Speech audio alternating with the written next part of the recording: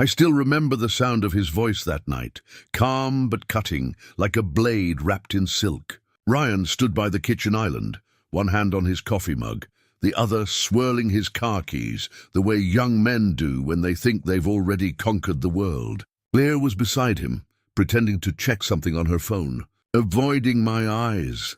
"Dad," he said with that smirk that used to charm teachers, "if you love that mutt so much, why don't you sleep in his house tonight?" He meant the old wooden doghouse near the shed, the one I built 20 years ago when Buddy was still alive. Every board still carried my fingerprints. Every nail had gone in with purpose. That house outlived the dog, the marriage, and nearly me. And now it was a joke. He laughed, sharp and hollow. Claire's nervous giggle followed, the kind that says I'd stop him if it didn't cost me comfort. I didn't answer. I just nodded, slow and deliberate. My slippers made a soft whisper on the tile as I walked to my room. He probably thought I hadn't heard him, but every word had sunk deep, and deep wounds never bleed right away. In my room, I sat on the edge of the bed and stared at the framed photo of Sarah, my late wife. Her smile still had that quiet faith in people. She used to tell me, "Ed, silence is armor. Some battles aren't fought with words." That line echoed like a heartbeat, while the laughter from the living room bled through the walls. My humiliation replayed as comedy. The house felt smaller, tighter, even though it was the same 4 walls I'd built board by board. I'd raised my boy under this roof, teaching him that respect was earned by work, not wealth. Now all that labor stood as a monument to my own invisibility. Later, I went to the window. Outside, the yard slept under the porch light. The doghouse sat there like a grave marker for everything I used to believe about family. I whispered, "I built that for loyalty." The night didn't answer. When I finally lay down, sleep didn't come. My thoughts looped like an old film reel. Birthday parties, first steps, graduation smiles, each memory rewritten by that single word he used earlier that week. Burden.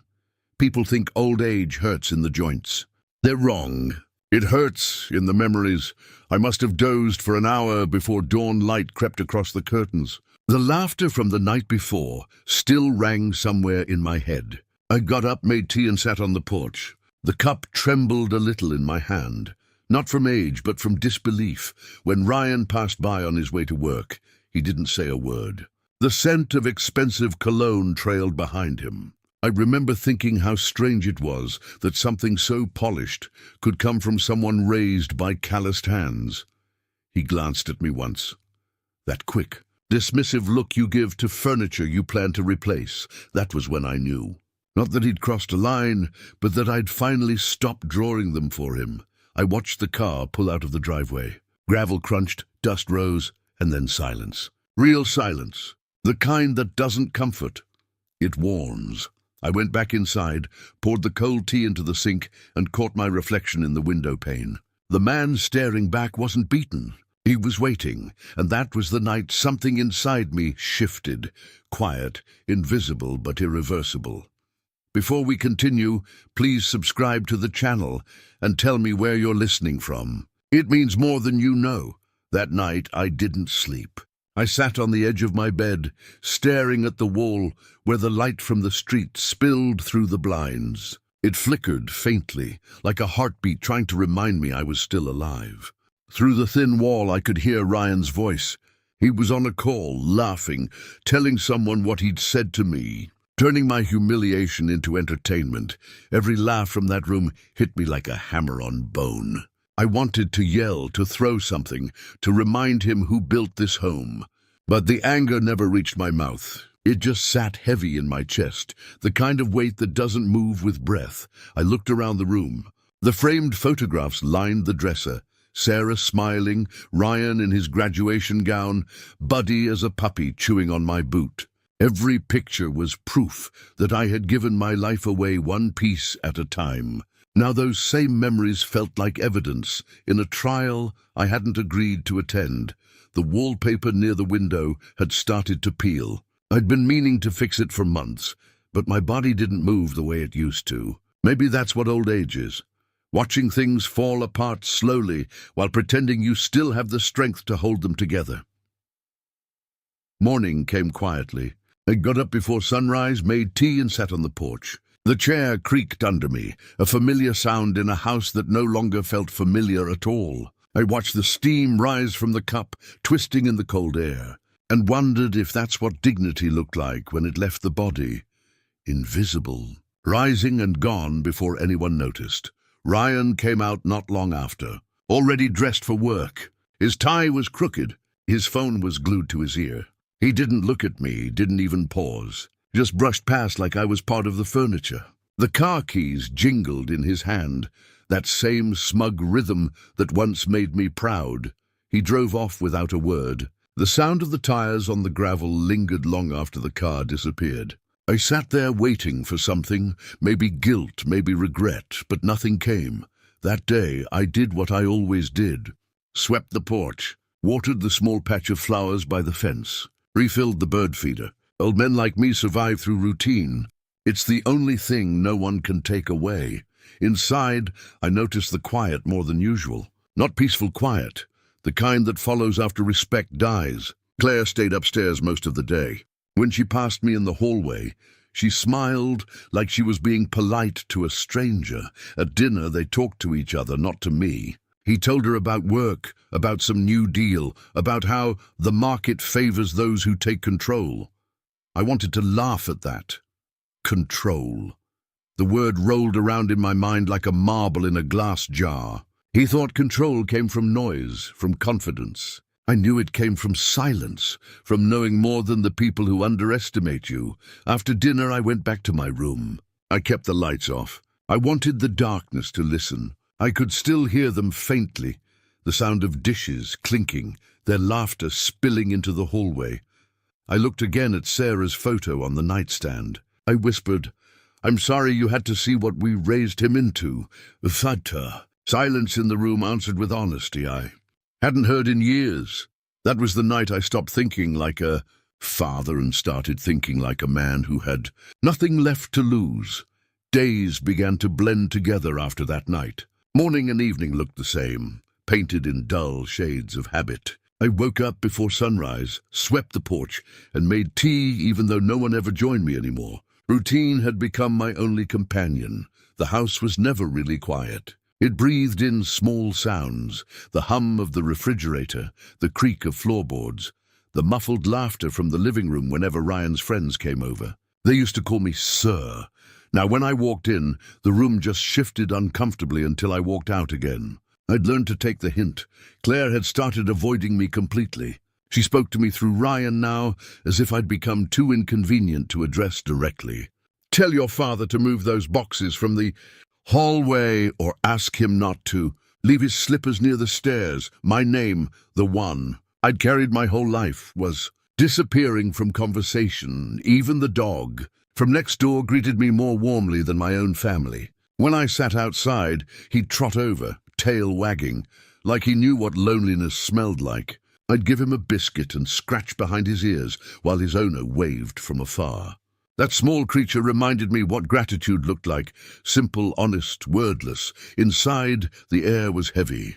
The walls held memories I could almost touch. There was the mark near the doorframe where Ryan's height had been measured every birthday. There was the dent in the kitchen table from when he'd dropped his first toolbox, the same one I'd bought him when he was 16. I had taught him to use those hands to build.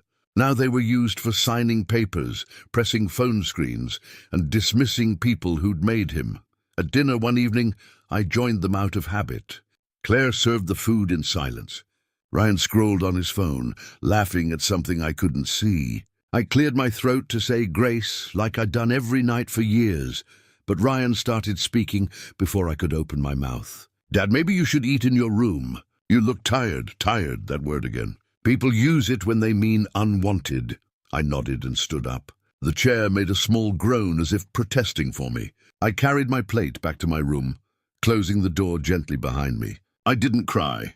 Old men don't cry, not because we're strong, but because tears feel like a waste of the little energy we have left. That night, I sat by the window with my tea growing cold and stared out at Buddy's doghouse. It sat there in the yard, weathered and patient, a small monument to loyalty. The roof sagged a little, but it still stood. I envied it. That doghouse had a purpose once. I wasn't sure I did anymore. Sometimes, when the moon was bright enough, I'd go out there and just stand beside it. The wood was rough under my hand, the nails still firm. I'd run my fingers across the grain and think, at least something I built still remembers me. Claire's voice carried through the open kitchen window one night. "He's getting slower, Ryan. Maybe we should start planning the renovation." My heart didn't break that time. It hardened. They weren't just pushing me out of their lives. They were preparing to erase me completely. I went back to my room and sat down at my old wooden desk. The drawers still smelled faintly of linseed oil and metal. Inside were papers, receipts, old account books. I ran my hand over the top sheet. The house deed, still bearing my name in clean black ink. They thought I was a ghost in this house. They were wrong. I was the foundation, and ghosts don't fade. They wait. That was the first night I slept soundly in weeks. It happened by accident, really. I was cleaning the shed one afternoon, trying to find something to fix that didn't involve people.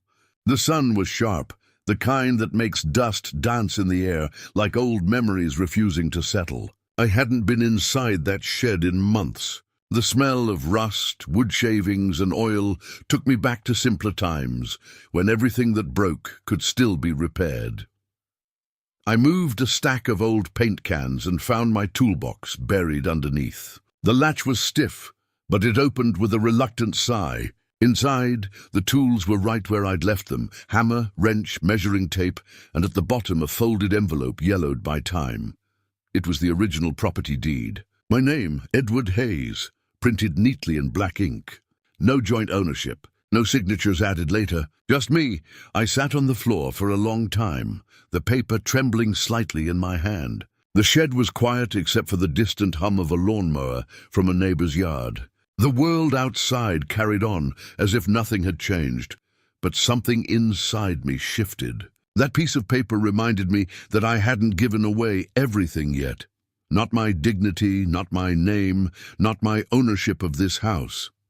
I realized right there on that dusty floor that I wasn't powerless. I was patient, and patience, I had learned, is just slow power. Later that evening, Ryan came home in his usual hurry, throwing his jacket on the chair and asking Claire if dinner was ready. I watched from the hallway, unseen.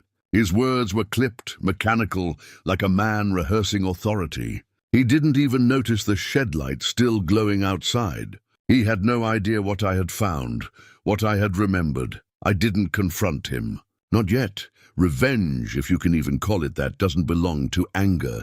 It belongs to clarity. And I wasn't angry anymore. I was clear. That night, I laid the deed on my desk under the lamp. The edges were frayed, the ink faint, but it was still legal. My hands traced the letters of my own name, proof that I still mattered in a world determined to erase me. Then I started noticing other things. The bills stacked near the front door, all addressed to Edward Hayes.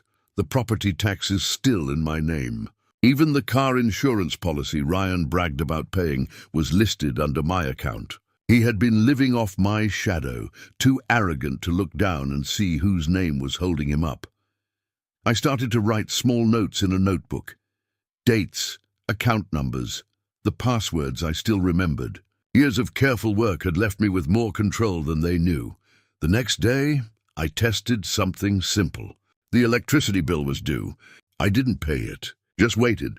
A few days later, Ryan complained about the late notice, cursing the utility company for incompetence. I nodded, pretending to agree. He fixed it himself, of course, never once thinking to check whose account it actually was.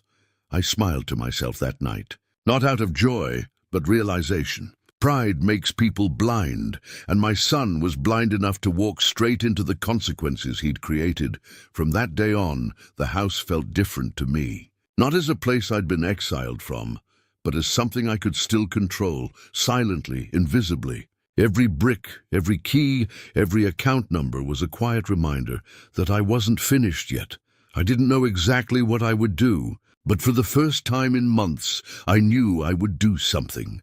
The doghouse outside glowed faintly under the porch light, its shadow stretching long across the yard. I looked at it from my window and thought, maybe it's time to build something again, only this time I wouldn't use nails or wood. I'd use silence. After that day, I stopped trying to be heard. Words had done enough damage in that house. Ryan used them like weapons. I began using silence like a shield. It wasn't surrender, it was strategy. Each morning I followed the same quiet routine. Tea at dawn, watering the flowers by the fence, sweeping the porch, reading the same newspaper that no longer interested me.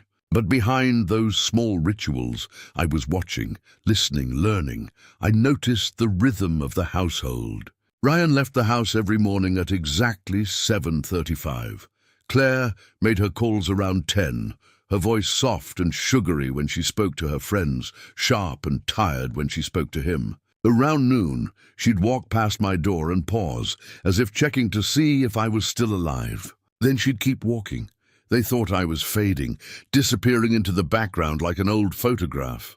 They were wrong. I was observing, taking mental notes, studying their carelessness the way I used to study blueprints before construction. At dinner, Ryan bragged about his house again.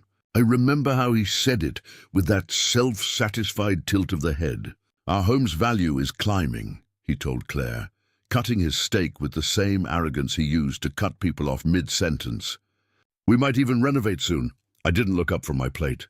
I just chewed slowly, like a man who'd already seen the storm coming and decided to let it arrive. Inside, I was calculating what that sentence really meant. If they wanted to renovate, they'd need to refinance. If they tried, they'd find out whose name was still on every line. Silence became my weapon of choice. It unnerved them more than anger ever could. Whenever Ryan hurled a sarcastic comment my way, I'd just nod and smile faintly, the kind of smile that doesn't reach the eyes. He didn't know what to do with that. Arrogant people need reaction. They feed on it. When you take that away, they start feeding on themselves. One night, as I sat by the window, I overheard them whispering in the kitchen. Claire's voice was sharp. "He's getting too slow, Ryan. Maybe it's time we look into a home for him." Ryan didn't answer right away. When he finally did, his voice was colder than hers. "Yeah, maybe after the renovation. We'll figure it out." I stared at the moon through the window pane, its light spilling across the floor like spilled milk. I thought about all the nights I'd worked overtime just so he could study, so he'd never have to choose between a meal and ambition. I wondered when gratitude had turned into entitlement, but I didn't let anger take me. Anger makes you sloppy. Clarity makes you powerful. The next morning I walked into the living room while Ryan was leaving for work. "You left your papers on the table," I said quietly. He glanced at me, irritated that I'd spoken. "I'll get them later," he muttered and walked out. I watched him drive off, then looked at the papers. Mortgage drafts, insurance renewals, all unsigned, all assuming his name was already on what was mine. I smiled, folded them neatly, and placed them back where he'd left them. He'd learn soon enough. That night, while they watched television in the living room, I sat at my desk and opened my small notebook. I wrote one line across the top of a fresh page. Silence doesn't mean weakness. It means preparation. Then I listed every account, every contact, every signature that tied their world to mine. The list was long, longer than I remembered. When I closed the notebook, I felt calm. Not proud, not vengeful, just steady. I finally understood that power doesn't shout. It waits, and I was done waiting for their respect. Now they would wait for my silence to end. It was a Thursday night when I finally decided to act. The house was quiet, except for the ticking clock above the mantel and the faint hum of the refrigerator. Ryan and Claire had gone to bed early, after another argument about money. Ironic, considering every dollar they spent still came from my name. I sat at my desk, with the small lamp glowing like a secret. The old notebook lay open beside a pile of documents. Property deed, insurance policies, bank statements. Decades of paperwork that had once meant responsibility now looked like freedom waiting to be signed. My hands didn't shake. I'd been preparing for this moment longer than I realized. I took a deep breath, opened the drawer, and pulled out a business card yellowed around the edges. Mark Lowell, attorney at law. He'd been a young man once, back when I was still working at the mill. His first office roof had collapsed after a storm, and I had repaired it for free. I remember him saying, "I owe you one, Ed." That debt was about to be collected. I wrote him a letter by hand. No emails, no calls, nothing that could be intercepted. The pen scratched across the paper slowly, deliberately. "Mark, please prepare the paperwork to revoke shared access on all my accounts, close inactive trusts, and transfer my assets back into my name only. Arrange for the dissolution of property claims under the Hayes estate. Execute quietly. No contact until completion. Edward Hayes." I sealed the envelope, pressed my thumb into the flap, and slid it into a larger manila folder containing the supporting documents. When I looked at the stack, I didn't see revenge. I saw closure. Outside, a car passed down the empty street, headlights sweeping through the curtains. The sound faded, leaving behind stillness that felt almost sacred. I thought about Sarah, how she'd taught me the difference between pride and dignity. "Pride destroys, Ed," she used to say. "But dignity rebuilds," I whispered into the quiet. "You were right, Sarah." The next morning I left before anyone woke up. The post office opened at 8, but I was already waiting outside by 7:30. When the clerk slid the package into the outgoing bin, I felt lighter, as though I'd dropped more than papers into that slot. I'd dropped years of silence, humiliation, and pretending to be powerless. The following days passed like calm before a storm. I acted normal, ate breakfast, watered the plants, even joined them for dinner once. Ryan talked about a new business opportunity. I nodded and smiled. He didn't notice the calm in my eyes. That's the thing about arrogance. It's blind to subtlety. A week later, an envelope arrived addressed to me. The handwriting was neat and familiar. I took it to my room and closed the door. Inside was a short note from Mark. All documents received. Actions in process. Completion expected within 10 days. Confidentiality guaranteed. 10 days. That's all it would take to shift the ground beneath their feet. That night, I slept better than I had in years. Over the next week, I began preparing for my departure. I sold a few small items quietly, things that wouldn't be missed. My old watch, a set of vintage tools, a few collectibles Sarah had once told me to keep, just in case. I wasn't running away. I was freeing myself. I packed lightly. One duffel bag with clothes, the notebook, Sarah's photo, and a few $100 in cash. I left the rest untouched. Let them have the furniture, the cars, the framed diplomas on the wall. Let them keep the illusion until it shattered on its own. On the 9th night, I stood at my window. The moonlight spread across the yard, pale and indifferent. The doghouse stood there, half buried in shadow. For the first time, it didn't look like a symbol of humiliation. It looked like a warning. I whispered, "Tomorrow it begins." And for the first time in a long while, the silence around me felt like company, not punishment. I woke before dawn. The air was cold enough to sting the lungs, and for a moment I just stood by the window, watching the faint outline of the yard. The house looked peaceful, almost innocent. If someone else saw it, they'd think it was the home of a happy family. But I knew better. Sometimes a house can wear happiness like a disguise. I got dressed slowly, the way old men do when they know the weight of every movement. My jacket, the brown one I'd worn to every important event in my life, lay folded over the chair. Sarah's photograph went into my wallet, the one with the creased edges from years of being opened and closed by the same pair of hands. In the kitchen, I boiled water for tea. The kettle's whistle broke the silence, a small defiance against the hush that had hung over this place for months. I poured the tea, sat down, and let the steam rise between my fingers. The taste was bitter, metallic almost, but it steadied me. I wrote a note, not a letter, not a confession, just a simple message left on the kitchen table. "Take care of the house. I'll take care of myself. No signature, no explanation. People who've made up their minds don't explain themselves. Before I left, I walked through every room one last time. The living room still smelled faintly of polish and Claire's perfume. The family portraits hung neatly on the wall, birthdays, graduations, the wedding photo where Ryan's hand rested proudly on my shoulder. Looking at it now, his hand seemed to belong to a stranger. I reached the hallway where my old toolbox still sat by the wall.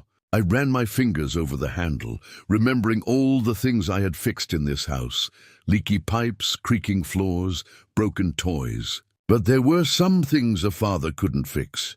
Outside, the world was still blue with morning. The doghouse stood under the tree, its roof damp with dew. I walked over, placed my hand on it and whispered, "Thank you for keeping my secret." Then I turned toward the gate, the gravel crunching beneath my shoes. My breath fogged in the air. The road beyond the house stretched empty and long. I didn't look back. I knew that if I did, I might hesitate. At the bus stop, I was alone. A stray cat sat on the bench beside me, licking its paw like it had nowhere better to be. When the bus arrived, the driver gave me a polite nod. "Where to, sir?" he asked. "Anywhere that's quiet," I said. He chuckled softly. "Plenty of that where we're going." The ride was long and quiet. The window beside me vibrated faintly with the rhythm of the road. As the house disappeared behind fields and trees, I didn't feel sadness. I felt release. Freedom doesn't always arrive with applause. Sometimes it comes quietly, disguised as loneliness. Halfway through the journey, I took out my notebook. Inside, the first page still carried that one line I'd written days earlier. Silence doesn't mean weakness. It means preparation. I underlined it twice. When I arrived in the next town, I walked to the post office again just to be sure. Mark's confirmation letter had already reached the processing desk. The clerk asked if I wanted a receipt. I told her no. Proof didn't matter anymore. The plan was already alive, moving forward without me. That night I checked into a small motel near the station. The sheets smelled of bleach. The room was small, but it was mine. I placed Sarah's photo on the nightstand and watched the moonlight fall across her smile. For the first time in years, I felt her presence not as memory, but as approval. Somewhere back home, Ryan was still asleep, unaware that the ground beneath him was shifting. By the time he woke up, his comfort would start to crack, one call at a time, one letter at a time. I closed my eyes and whispered, "Goodbye, home," and just like that, Edward Hayes stopped existing in that house. By the time the sun rose over that house, I was already gone. Ryan didn't know it yet, but his world had started to fall apart. I imagine he woke late that morning, yawning, stretching, moving through the kitchen with that same lazy confidence he'd always had. He must have noticed my cup on the table, the note beside it. Maybe he read it, maybe he didn't. He'd stopped paying attention to my words long ago. The first crack came quietly. Around 10, his card declined at the coffee shop. He laughed it off, assuming it was a network issue. Then his phone buzzed. A message from the bank. Account under review.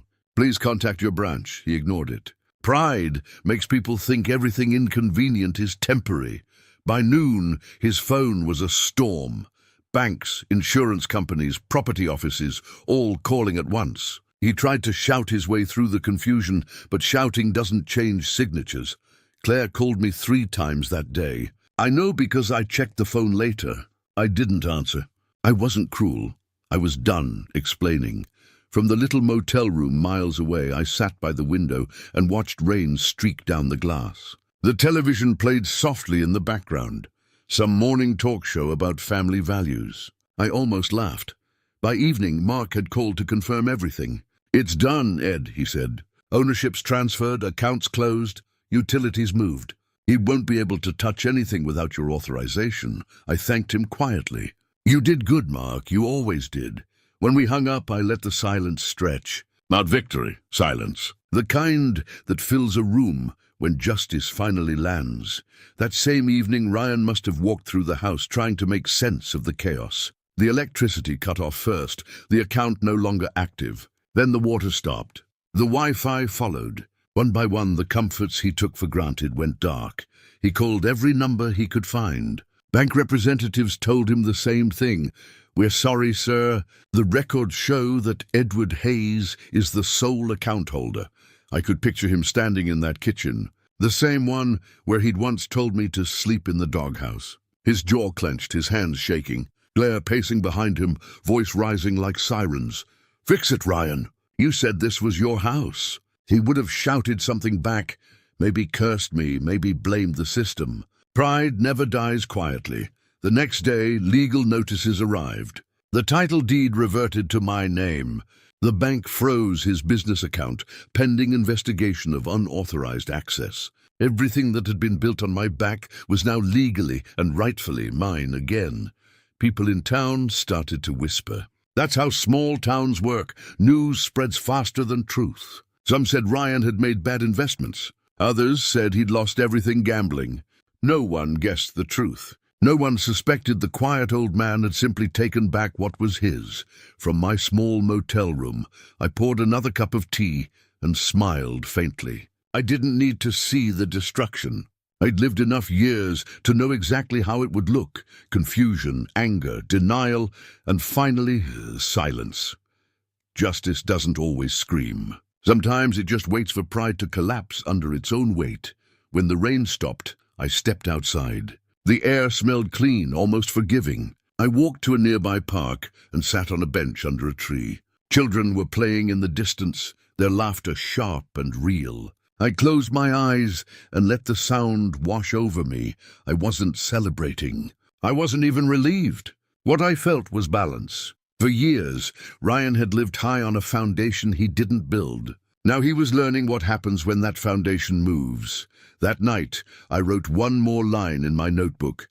Pride falls faster than walls, and silence never misses its mark. Then I closed it, turned off the lamp, and finally slept, not like a man who'd won, but like one who'd stopped losing. The next few days, I stayed off the grid completely. No phone calls, no messages, no news. I didn't need to see it happen. I could feel it. Some things don't require witnesses to be real. Mark told me the legal filings were processed without a hitch. "He'll find out soon enough, Ed," he said. "Once the final notifications hit his mailbox, the rest will unfold on its own." I thanked him, then asked for one favor. "When it's all settled, don't contact me again." "I don't want to be traced," he understood. Some endings don't need conversations. By the end of that week, Ryan began to search for me. I know because neighbors started calling from our old town, leaving confused voicemails. One of them said, "Your boy's been driving around, asking if anyone's seen you." Looked pale as a ghost. Ghost, that word made me smile. That's what I had become. A presence without a body. A memory without a voice. Ryan filed a missing person report, of course. And the police asked around. The diner, the post office, even the church I hadn't attended in years. They knocked on doors that once opened easily for me, but found nothing. You can't find someone who's already erased the path behind him. It must have been hard for him to explain to people. The son who once mocked me, now standing in front of officers, pretending concern. I could picture the look on his face when they asked, "When did you last see your father?" He'd have to think about it. Not because he forgot, but because he never noticed. The truth was, I hadn't disappeared. I'd simply stopped being visible to people who only saw me when I was useful. Some said he looked tired, others said broken. Claire was seen crying in the grocery store. For her, it was never love lost. It was comfort lost. Comfort and the security that my name quietly provided. One afternoon, a call came through from Mark's assistant, against my request. "Sir," she said softly, "your son came to the office today. He wanted to know if you were alive." I stayed silent for a long moment before answering. "You tell him I am," I said, "just not where he left me." I hung up. That evening, I walked along the narrow street near the motel. The sky was orange with sunset, birds moving in slow circles above the rooftops. I passed a small shop window and saw my reflection. Old, yes, but lighter somehow. Like a man carrying less than he once did. In that moment, I realized I hadn't run away. I'd walked toward peace. There's a difference. Running means fear. Walking means choice. Somewhere back home, Ryan was probably pacing our empty living room, clutching his phone, waiting for a message that would never come. Maybe he was staring at that same doghouse in the yard, wondering if I had really slept there that night, or if I had left long before he even noticed. The not knowing would haunt him. That was the real consequence. Justice didn't come from what I took back. It came from what I left behind. By the end of the week, I checked out of the motel. I had one more destination in mind, a quiet town by the sea where no one knew my name. As the bus rolled out, I looked back one last time and thought, he'll search until searching becomes remembering. And that's when I knew the revenge was complete. The bus dropped me off in a place called Ravensbrook, a small coastal town tucked between two hills and a harbour that smelled faintly of salt and diesel. It was the kind of place where people waved even if they didn't know you, and where nothing happened fast enough to make noise. That was exactly what I needed. A life that moved quietly. I walked down the main street, past an old bakery and a hardware store with a flickering sign that read, Harris and Sons Tools. The smell of sawdust spilling out of that doorway hit something deep in me. It smelled like home, or at least the version of it I still believed in. I rented a room above that same hardware store. The owner, a grey-haired woman named Mrs. Keller, handed me the key without asking a single question. The weekly rent's due every Friday, she said. You keep to yourself, I keep to mine. Works for both of us? It works, I said. My voice sounded strange to me, steady but quieter like someone else's.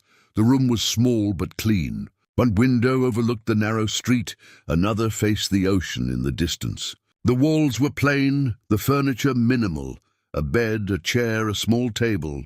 For the first time in decades, I didn't feel the weight of family history pressing down on me. I felt anonymous, free. That evening I walked to the beach. The sand was cold under my shoes, the tide dragging its breath in and out. A few fishermen stood at the pier, their lines glowing under the streetlights. Nobody looked twice at me. Nobody expected me to explain myself. I sat on a bench, pulled my collar up against the wind, and let the sound of the water fill my head. When I returned to my room, I unpacked the few things I had, my notebook, my wallet, a change of clothes, and the framed photo of Sarah. I placed her picture on the nightstand just under the lamp. The glass caught the light and made her smile flicker, as if she approved of where I'd landed. Every morning after that, I made tea and watched the sun rise through the window that faced the hills. Sometimes I walked to the bakery to buy a roll and sat by the fountain near the town square. The locals started nodding at me as they passed, not out of curiosity, but recognition, the quiet kind that says we see you. And that's enough. I took small pleasure in the details of living, the smell of coffee, the sound of church bells, the way the ocean shimmered differently each day. I didn't read the news. I didn't check my phone. I didn't wonder what Ryan was doing. For the first time, my peace didn't depend on anyone else's remorse. Weeks turned into months. I found a rhythm. Mornings were for walking, afternoons for writing in my notebook. I filled it with thoughts that had nowhere else to live, about love, mistakes, forgiveness, and the strange satisfaction of quiet revenge. One day, I helped Mrs. Keller fix a broken window hinge in her shop. When I handed her the screwdriver back, she smiled and said, "You've got steady hands, Mr. Hayes." "Edward," I corrected gently. "Just Edward." That night, as I sat by the window watching the lights from fishing boats blink on the horizon, I realized something simple but true. I didn't need to reclaim the life I'd lost. I'd already built a new one, smaller but steadier. I wasn't running anymore. I was finally living, and for the first time in years, when I turned off the lamp and lay down, the darkness didn't feel heavy. It felt earned. Months passed like the turning pages of a quiet book. Ravensbrook became more than a refuge. It became a rhythm. Every morning I woke before dawn, brewed tea, and opened the window to let the sea air move through the room. The gulls screamed somewhere out of sight, and the scent of salt clung to everything. One afternoon, as I was fixing a broken chair for Mrs. Keller downstairs, she handed me a letter. "For you, Mr. Edward," she said. "Came through the old forwarding address you gave when you rented the room. The envelope was thin, plain, but the handwriting was unmistakable. Marks. My pulse quickened for the first time in months. I opened it carefully. Inside, a short note. Everything has been finalized. All properties sold. Accounts closed. Balance zeroed as requested. Your son tried to contest, but withdrew after confirmation of ownership. Thought you'd want to know. No signature at the bottom, just silence between the lines. I folded the letter and sat there for a long time. It was done. Everything he had boasted about, every bit of comfort he had wrapped himself in, had quietly reverted to dust. That evening, I walked down to the pier. The air was cool, the horizon a thin silver edge against the dark water. I leaned on the railing and let the wind sting my face. For the first time, I wondered how Ryan was truly doing, not as a father, but as a man observing another man's fall. Mark had told me once that Ryan had been visiting banks, pleading for leniency, asking if something could be reversed. None of it could. The law moved slowly, but when it decided, it was final. Word must have spread through town by now. I imagined the whispers, the son who lost everything, the father who vanished. People like to fill in blanks when the truth feels too sharp. I pictured him, standing on the porch at dusk, staring at that old doghouse. Maybe for the first time, he saw it not as a joke, but as a monument, a symbol of loyalty he had mocked and never understood. I could see him bending down, touching its rough roof the way I once did, wondering if that's where I'd spent the night he sent me there. The image didn't make me smile. It didn't hurt either. It just settled in me like something finished. Revenge had never been about destruction for me. It was about balance. To remind him, and maybe myself, that love and respect are not debts to be collected, but gifts that must be remembered. He had forgotten. I had reminded him. As the waves slapped against the pier, I closed my eyes and whispered, "Lesson delivered." That night, back in my room, I took out my notebook again. The pages were nearly full. I flipped to a blank one and wrote, "Forgiveness is not the same as return. Some distances must remain." I underlined it, then stared at the words until the ink dried. I thought about calling him just once, to ask if he was eating, if he had found work, if he was sleeping at all. But every time the thought formed, I saw that night again, the smirk, the laughter, the words, "Sleep in the doghouse." That memory would always be there, like a scar that stops hurting but never fades. So I didn't call. Instead, I poured a cup of tea, sat by the window, and watched the moon lift itself above the water. It glowed cold and clean, and for a moment I felt Sarah beside me again, not as a ghost, but as peace. She would have understood. She always did. Years have passed since that morning I left the house behind. Time, I've learned, doesn't heal everything. It just quiets the noise around the wound until you can finally hear yourself think again. Ravensbrook stayed kind to me. People stopped asking where I came from, and I stopped offering answers. Mrs. Keller's shop kept me busy enough, fixing hinges, repairing chairs, sharpening tools. It's funny how a man can still build things long after he's stopped trying to build people. I live simply. My meals are small, my nights calm. I walk every evening to the same spot by the water where the sea meets the rocks. The tide rises and falls like a clock that doesn't care for names or history.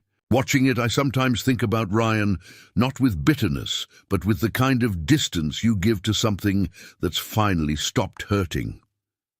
Mark wrote once more, months after the final letter. He said Ryan had sold the house, that the neighbors whispered about what had happened, that Claire had left him. I didn't ask for more. The details didn't matter.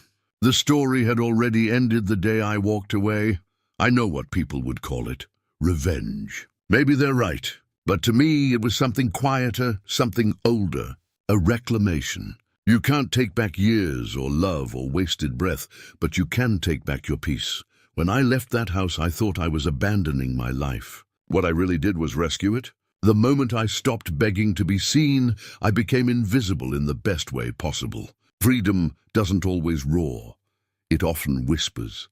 Every so often I still dream of Sarah. In those dreams, we're sitting on the porch again, Buddy lying at our feet. Brian as a boy chasing fireflies in the yard.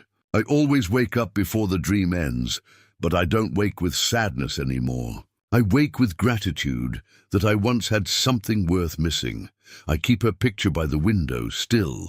She smiles at the horizon while I pour my tea and watch the sunrise. Sometimes I talk to her softly, telling her how quiet life has become, how the garden outside the shop smells like mint after the rain. I tell her I finally kept the promise she used to ask of me, to find peace before I'm gone. I don't check the mail often anymore, but once a postcard arrived. No return address, just a picture of a doghouse under a tree. On the back, a single line in handwriting I knew too well.